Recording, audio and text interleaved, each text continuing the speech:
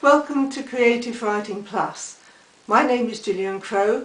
I'm a published author of several books and also of numerous articles for the press, both the national newspapers and various magazines.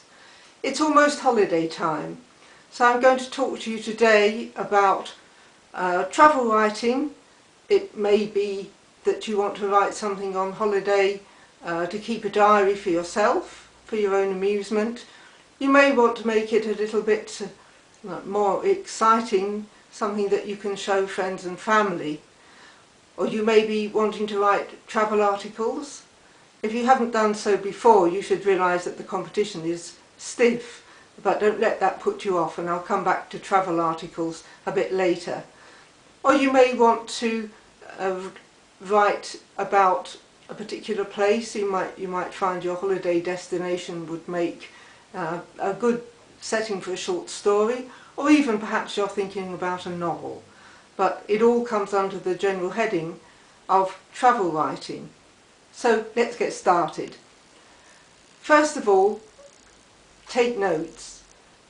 Make sure you've got a notebook and pen to take with you, and keep it with you at all times, whether you're in the hotel, you're out on an excursion, whatever you're doing, have something in your jacket pocket or your handbag to make sure that you can note down anything that you think might be important later to remember and write about.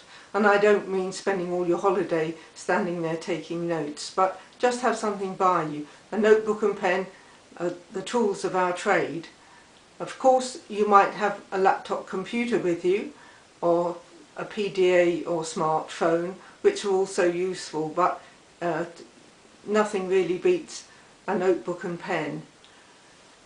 But remember too that cameras and phones can take little video sequences that you might want to record, say, not only a scene, a place, but also the people you meet, because very often it's talking about the people that makes travel writing really interesting, and that's what you're looking for, to make your writing stand out and be that much better than anyone else's.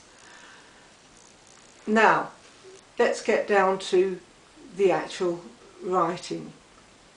Unless you're going to write a purely personal diary, you don't have to write it a fair copy all at once. When you've taken your notes during the day, you may want to look at them back in your hotel room or aboard your cruise ship and immediately write out a fair copy, but it's not always the best thing to do, you know. You could think of most travel writing as writing a screenplay for a film. Think of writing about different things in scenes, and make each scene interesting in itself, perhaps ending on a high note, and then the time to put them together is perhaps back in your hotel room. But you know, when you get down to the bar and have a pre-dinner cocktail, you might want to reevaluate what you've written during the day. Things may seem different.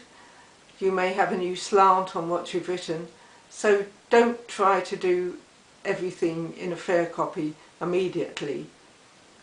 Again, unless you're writing that personal diary that nobody else is going to look at. Let's come back to the idea of scenes. You want to make everything you write as interesting and as exciting as possible. I remember once teaching a creative writing class when one of my pupils came up with a piece, a very good piece in many ways, on a canal barge holiday. And she got some nice bits of description in it, and then she came to a section where she put, and then we had the interesting experience, an exciting experience, of opening the lock gates.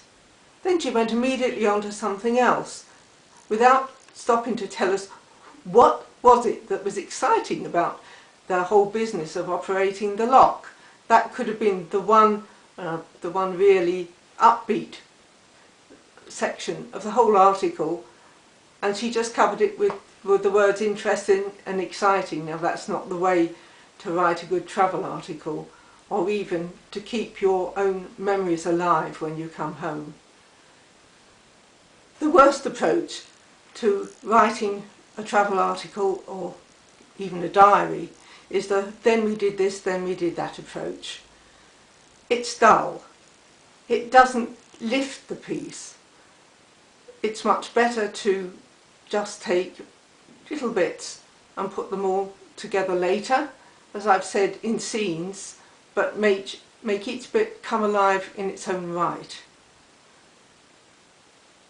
Remember the old advice, show, don't tell. If you see somebody doing something extraordinary, you've got to paint the picture in words and not just say they did this, they did that.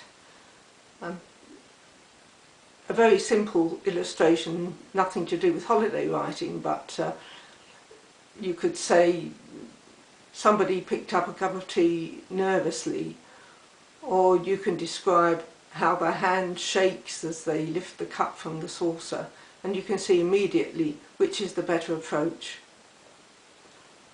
Coming back to writing travel articles, you really have to know what publication you're going to write for before you can set out to write the piece. You've got to know the sort of style they use, their house style. You've also got to know the length of the piece. If a paper regularly publishes travel articles of 1,000 words length, it's absolutely no use sending in something of 2,000 words. It'll be rejected out of hand. So you've got to do your market research very carefully, and this is an important part of writing that beginners generally skimp on, but you can't skimp on it.